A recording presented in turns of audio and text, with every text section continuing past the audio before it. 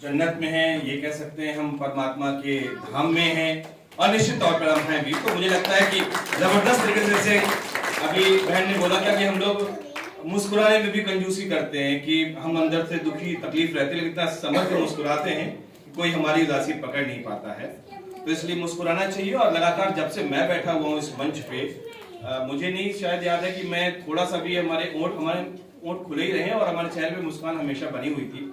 और मुझे लगता है कि जो लाखों लोगों की भीड़ होती है उससे कहीं ज्यादा ऊर्जावान जो हमारे दर्शक श्रोता हमारे समक्ष जो लोग मौजूद हैं वो ज्यादा, ये बहुत महत्वपूर्ण है। लाखों लोगों की भीड़ होती है वहां पे सब, लेकिन यहाँ पे जितने भी लोग हैं वो एक दूसरे से कनेक्ट फील कर रहे हैं, एक दूसरे की वाइब्रेशन मिल रही है। बहरहाल सबसे पहले तो हमारे मंच पे जो बहुत आदरणीय लोग हैं इन सभी को मैं नमन करता हूं, और साथ ही साथ जो हमारे समक्ष लोग मौजूद हैं इन सभी को मेरा प्रणाम स्वीकार हो। बहुत सारी बातें, क्योंकि हम लोग एक ऐसे पवित्र मौके पर मिल रहे हैं, उसके उपलक्ष्य में मिल रहे हैं, और ये मौका है शिवरात्रि का। और कई मायने में अगर शिवरात्रि की बात हम करते हैं तो हमेशा चीज के दो पहलू होते हैं, एक भौतिक पक्ष है और एक आध्यात्मिक पक्ष है। और भौतिक पक्ष तो ठीक है कि एक लकीर चली आ रही कि हम शिवरात्रि मनाते हैं, व्रत उपवास करते हैं, मंदिरों में जाते हैं, दूध चढ़ाते हैं, जल चढ़ाते हैं, अभिषेक करते हैं, रात्रि जागरण करते हैं, सब कुछ बहुत अच्छा है। और कई मायनों में मुझे लगता भी है कि वाकई भारत एक इकलौता अनोखा वाहिद अकेला ऐसा मुल्क है जो कि परंपराओं से बंधा हुआ है, जो कि अपनी प्रतिष्ठाओं से बंधा हुआ है, जो कि अपनी प्रतिबद्धताओं से बंधा हुआ देश है। और जब मैं ये बात कह रहा हूं तो मुझे लगता है कि जब हम लोगों का भी अपना एक डीएनए है, हमारे पूर्वजों का एक डीएनए है, और हम लोग अगर उसको टेस्ट करेंगे तो वो चीज हमें मिलेगी। हिमाचल के पहाड़ को अगर आप केरल में लगा देंगे जाके तो शायद नहीं चलेगा। हम अपने डीएनए से अगर अलग हो जाएंगे तो हम नहीं चल पाएंगे। समाज में जो भी विकृतियां आप देख रहे हैं, जो भी बुराइयां आप देख रहे हैं, जो भी दुख और तकलीफें आप जो लोग देख रहे हैं, उसकी वजह यह कि हम लोग अपने डीएनए से हट गए। डीएनए में क्या था भाई? अब आज भी आप देख लीजिए कि आप किसी सब्जी वाले के पास जाते हो, वो तौलता है, कुछ देता है, उसमें एक टमाटर और दे दिया कि उसने कहा कि कम न जाए। धनिया आपने ली 10 रुपए की, उसने थोड़ा और दे दिया, कम न जाए। दूध वाला अक्सर आपके आता है, वो तौलता है, तो लास्ट में आपने देखा वो थोड़ा बचता, थोड़ा और डाल देता है। ये क्या है? कभी इसकी गहराई में गए आप? ऐसा क्यों करता है? क्या जरूरत है? दरअसल यही भाव है, और यही जो भाव है यही भारत है।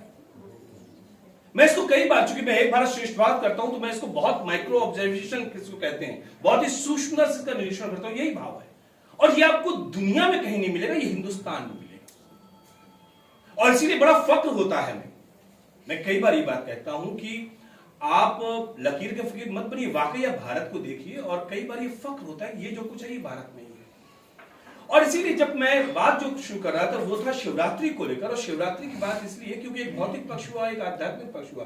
भौतिक पक्ष तो हमने आपको बता दिया, लेकिन अगर इसके आध्यात्मिक पक्ष, दार्शनिक पक्ष जो है, इसकी अगर आप व्याख्या करने जाएंगे तो मुझे लगता है कि शब्द भी कम पड़ेंगे, समय भी कम पड़ेगा, और ये एक अनंत सागर है जिसमें आप जितना जाते जाएंगे उसकी अनंत व्याख्या होगी।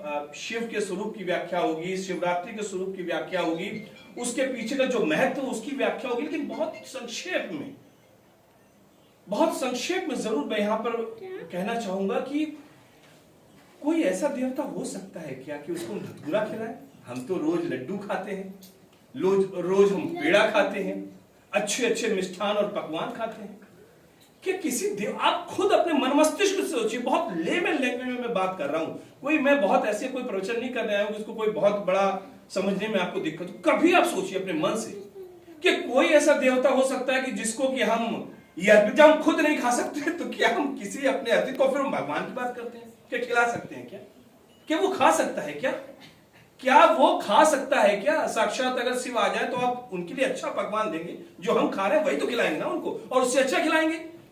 तो जनाब ये कौन सी बात है कि हम उसको धतूरा खिला रहे हैं, हम उसको मतलब जितने जहरीले फल होंगे उन सबका हम उनको अर्पण करते हैं? ये सोचने वाली बात है। यही सोच आपकी आध्यात्मिक जगत की यात्रा की शुरुआत है। हम भांग पीते हैं, अब शिव भांग पी रहे थे, और हम ये भौतिक है, और तो ये थोड़ा बहुत माइन्यूटली ऑब्जर्वेशन करिएगा बस। इसमें आपको आपके अपने अंतर मन की जो व्याख्या है, आपके अपने जो अंदर जो आपके शिव विराजमान है, आप जो अपने आप जो सोचते हैं उसका समझ में आएगा, जो मैं समझाने की कोशिश कर रहा हूं। दरअसल ऐसा कुछ भी नहीं है, ये लगातार चीजें चली आई हैं। जब शुरुआत हुई होगी तो उसका भाव अच्छा था, उसको प्रतीक स्वरूप में अर्पण किया गया कि हम कुछ अर्पण करें। लेकिन जैसे जैसे कालखंड आगे बढ़ता चला गया, हमने सिर्फ वही मान लिया, लेकिन उसके पीछे का जो भाव, जहां से शुरू की गई थी यात्रा, वो भाव कहीं पीछे छूट गया। बस वो बाजार में वो धतूरे बिक रहे हैं, उनके फूल बिक रहे हैं, हमने खरीदे, हमने अर्पण किए।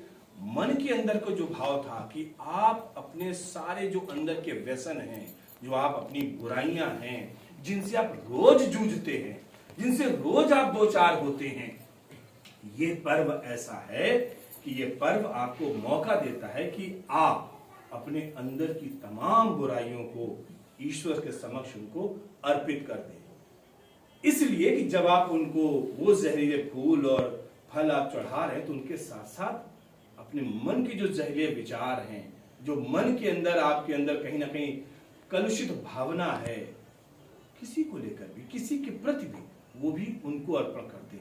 तो वो जो बैठे हुए हैं, वो आपके ये जहरीले विचार ले रहे हैं। दरअसल उसका प्रतीकात्मक रूप ये है। भांग की बात आती है, उपवास की बात आती है। जब आप अपने विचारों को, जो अपने आपके गंदे कलुषित विचार हैं, तो अपने आप ईश्वर के समक्ष आप उपवास करते, उनके साथ बैठ के बैठने में उनकी आराधना, उनके साथ आपका संपर्क, उनके साथ उनका सानिध्य, उनके साथ जो आपको संस्कार मिल रहे हैं, वो अपने आप सरल हो